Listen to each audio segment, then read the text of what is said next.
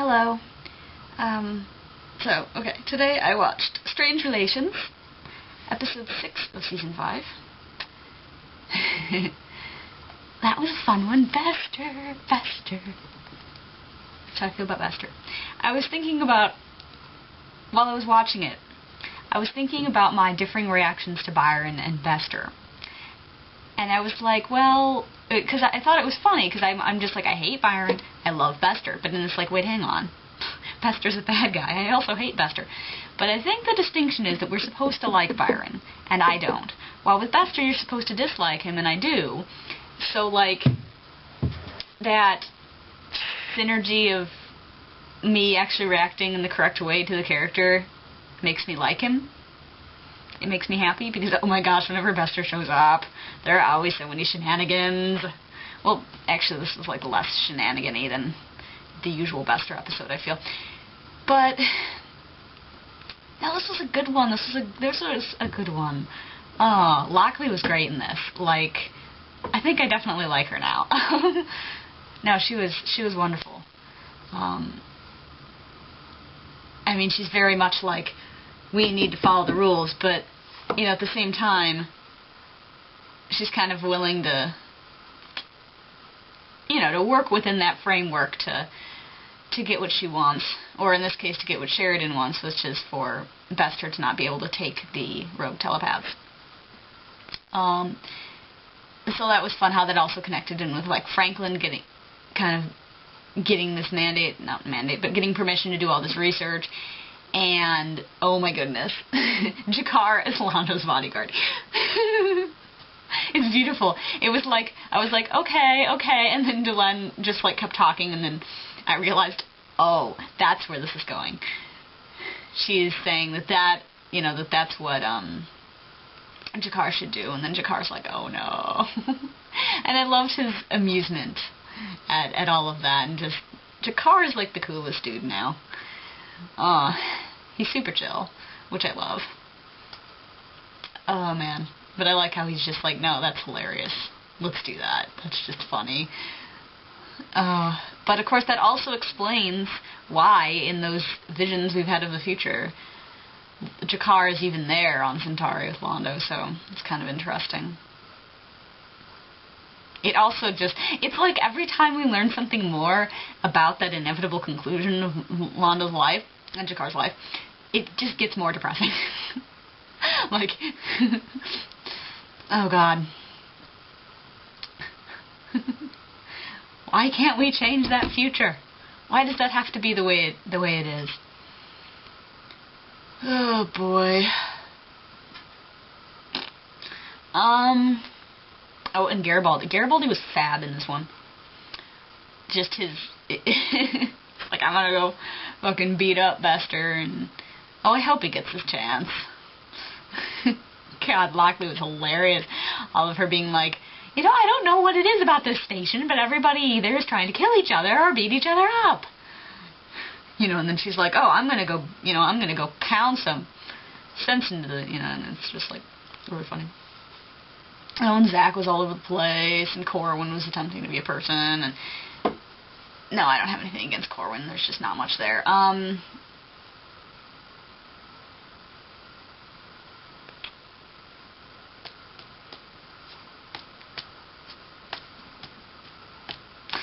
Oh, and yes, I was complaining last episode how we didn't get to find out what it was about Lockley and Sheridan. Now, we did, because she told Garibaldi. Oh, Garibaldi, you were such a paranoid, messed up individual. Like, really, he and Odo would just get along fabulously.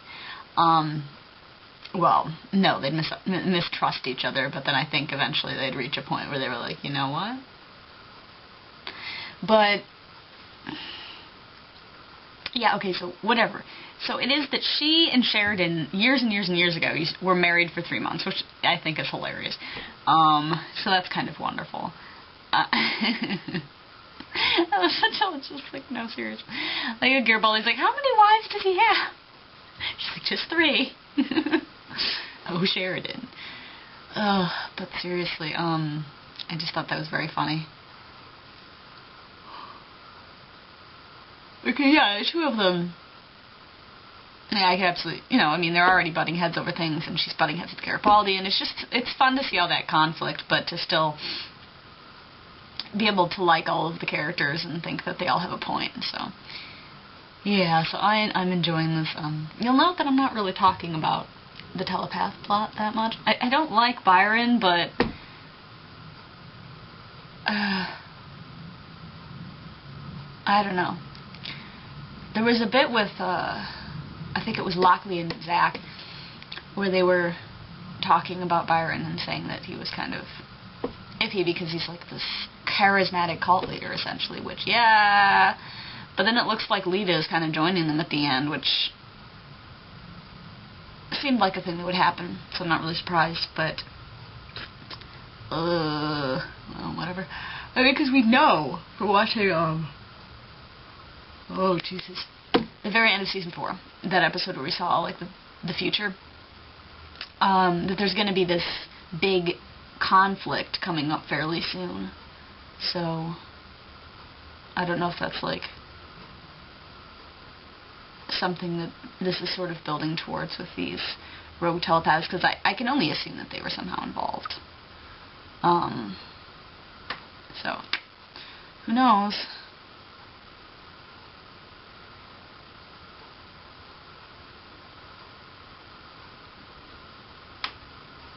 But yeah.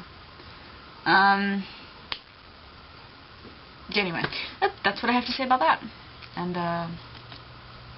I'm definitely looking forward. What I'm looking forward to most, I think, is the inevitable shenanigans between Londo and Jakar. But also now, Londo is leaving Babylon 5. And he's not doing it permanently yet. But there will come a point, as he said, when he officially becomes Emperor because the Regent dies. I guess. That's what he's anticipating. And then he's never coming back. So I'm kind of like, does that mean they're going to have a new ambassador?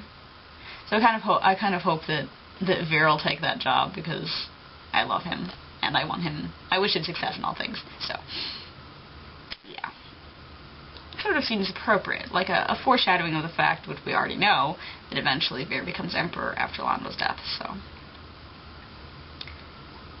I can only hope that he'll be a really good Emperor and put out all those fires and fix everything that's mysteriously wrong with Centauri Prime, because Vera's awesome. Anyway, goodbye. Alright, fucking Telepaths, episode 7, Secrets of the Soul. So, this one has like 2 plots. There's a telepath plot, and there's a Franklin plot. I liked his better, like, because there were no telepaths, well, mostly. So, I think that might be a first. Woohoo, Franklin plot. Mainly because there was some crazy alien stuff going on, like there were these Hayek, and he was like, how come they only have history up to a certain point? That's weird.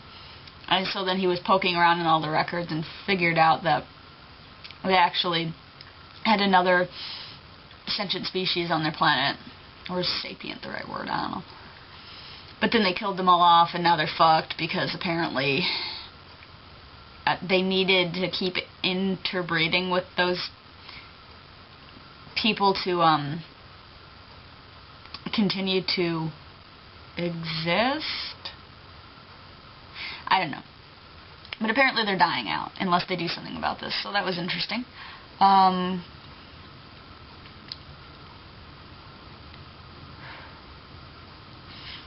Yeah. I don't know, man. This was just an episode that focused on all of the characters that are, like, less interesting.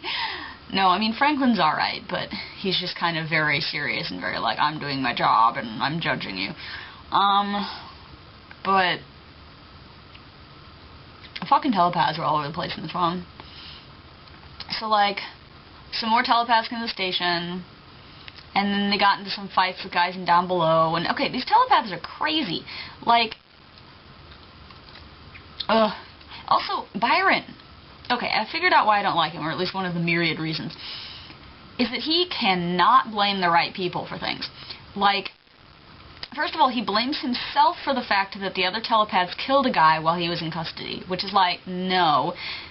it's not your job to teach people not to kill people. It's their job to, like, not kill people.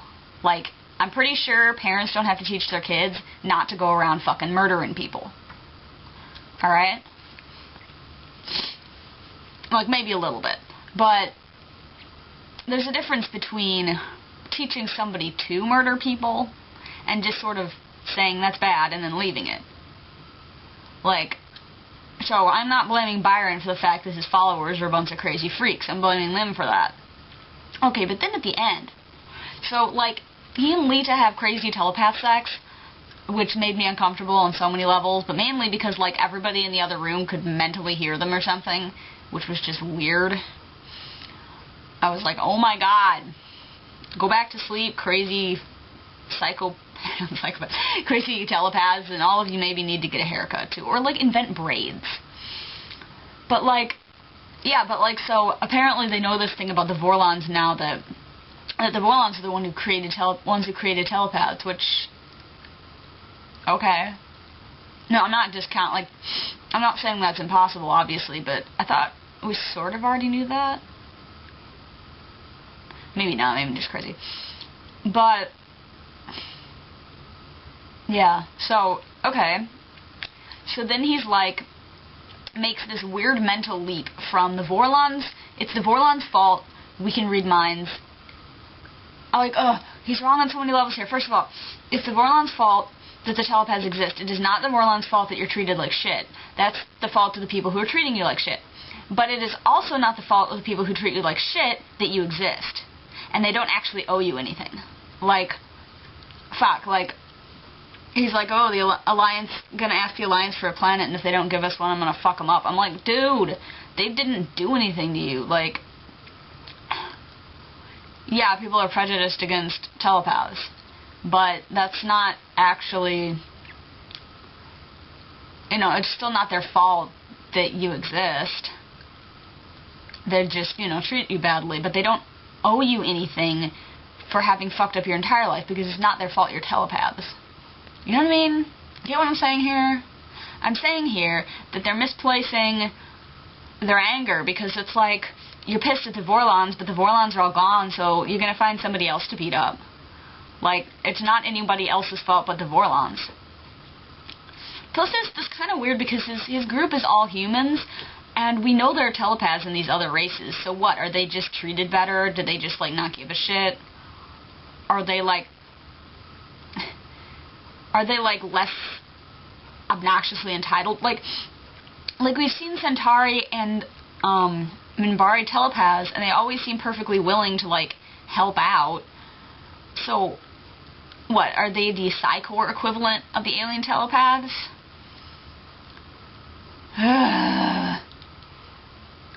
I don't know, I always just get annoyed, and Lolita's just all like, well, I never got anything for helping you guys, which is like, fuck, you got not killed.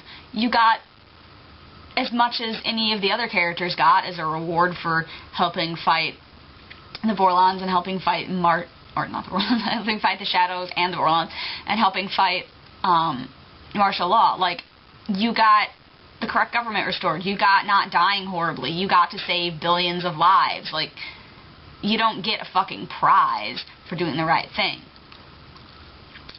Ugh, whatever. Come on, Lita, don't piss me off. I like you. I don't know, man. And then Zach was kind of bothering me too, because, like, he clearly really doesn't like Byron, so I'm on his side with that. But he was kind of being a shit about it, so I don't know. God, whatever. So I guess the telepath subplot is going somewhere now. So, you know, great, wonderful, more of that. Don't give me more of that. I don't know, maybe this will eventually segue into some sort of war, because those are always fun. But yeah, so, those are my feelings on the episode, and the next episode will hopefully involve characters I like. Okay. I just watched episode 8, Day of the Dead. So that was weird. Like, there's these aliens that have this holiday once every 200 years when some comet goes past their planet. where they spend the night and just dead people just fucking show up and hang out with them. And they're perfectly aware that they're dead. So I just thought it was funny, though, because it's like Day of the Dead, that's an actual holiday, but whatever. So they want to do this on the station, and so they buy a chunk of the station, and in that zone, everybody kind of experiences this, so... Yeah, so it was weird.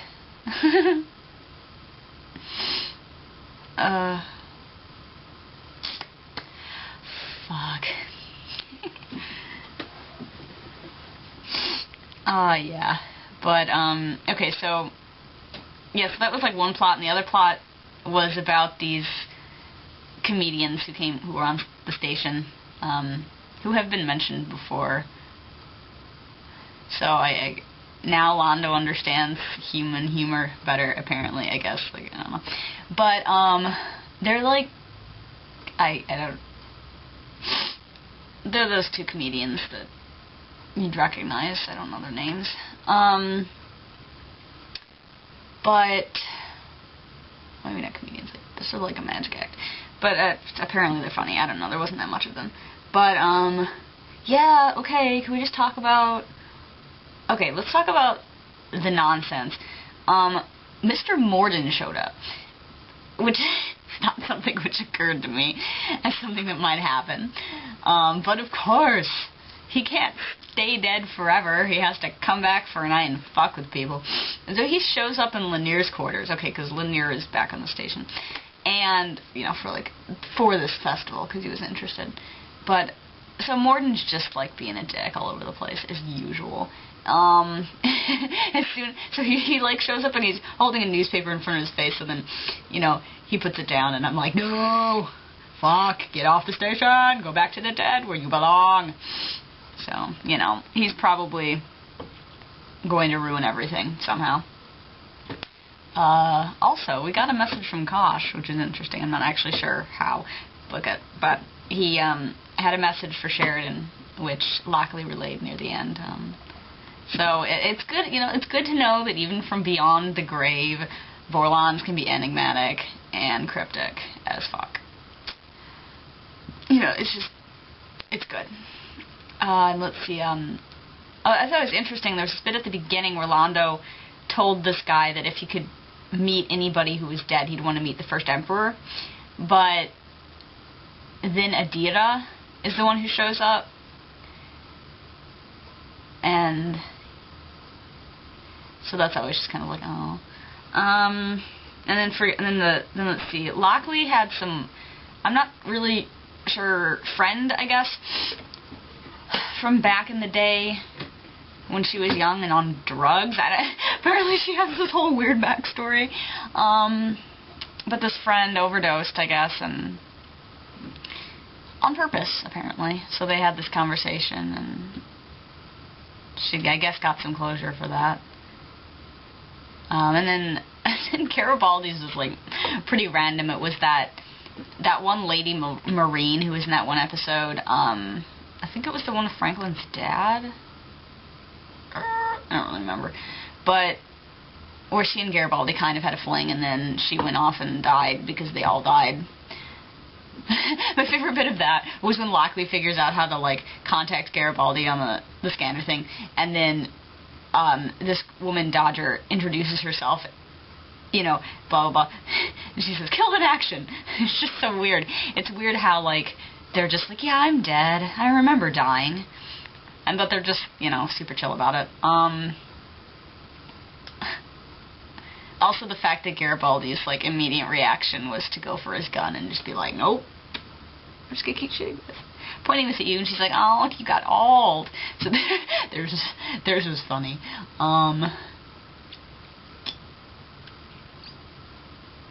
Yeah, I don't know, it was a funny episode. It was good to see Lanier again. But, oh god, Morden, keep away from him. Stop it. I can only assume this is going to cause something terrible. Like, just because Morden, he ruins everything he touches. So, you know. But, no, you know, I liked it. It was kind of dumb, but it was funny. And honestly, I would probably watch an entire episode that was literally just the characters sitting around and talking about, like, anything. Like, even something that doesn't interest me. They could be sitting around talking about... They could sit around and talk about poems by Emily Dickinson. And I would still just enjoy watching it because I like the characters. Yeah. So, yeah, whatever. I guess I really don't have much to say about that episode, because there wasn't much going on, but... Well, we'll see where it leads, if anywhere. Also, this episode did not have any fucking telepaths in it, so it gets a +1 bonus point for that. Alright, whatever. Okay. I watched the next episode. I forget what number. In the Kingdom of the Blind. Okay, so... what do I say about this? Fucking telepaths, man. They're just, like, fucking up everything on the station, and Byron is, like, basically the worst leader ever in the history of anything. Like... He's always like, oh, we should do this, but let's not be violent. And all the telepaths are always like, let's be violent because one guy got beat up. And then Byron's like, well, you shouldn't, but do what you want. I guess I can't stop you. He's just a useless fuck. Oh, also, he was like, hey, telepaths, why don't you just read the minds of all the people in the council so that we have that leverage against them when we make our request for a planet.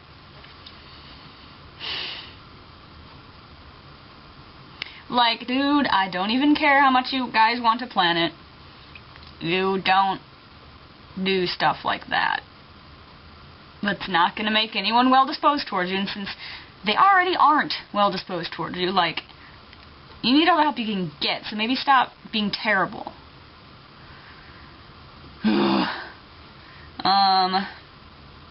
The other plot, though. Yay, the other plot. The other plot is Centauri. And Londo and Jakar go to Centauri for a bit. And it turns out that the Regent's been acting crazy. And he's got some sort of strange lizard aliens controlling him. Which I think we might have met momentarily earlier, but I forget. And they're like controlling him, and he's like trying to warn Londo about it in the most roundabout way possible, because he can't really tell him anything. But, you know, so that's fucked up, and it's probably connected to the future where Centauri Prime is burning. Yeah, so anyway, lots of good, like, Londo and Jakar interactions, and I think I'm going to forever love, like, Centauri being dicks to Jakar, and Jakar just being like, bitch, I'm amazing. It's always wonderful. Yeah, but, you know, I always like the two of them interacting.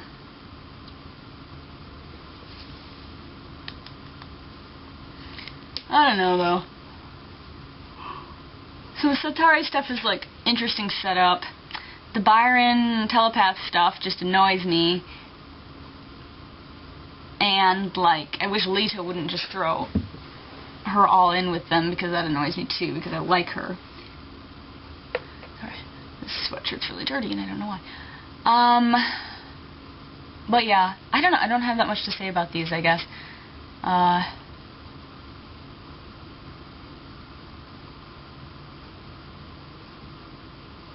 I don't know.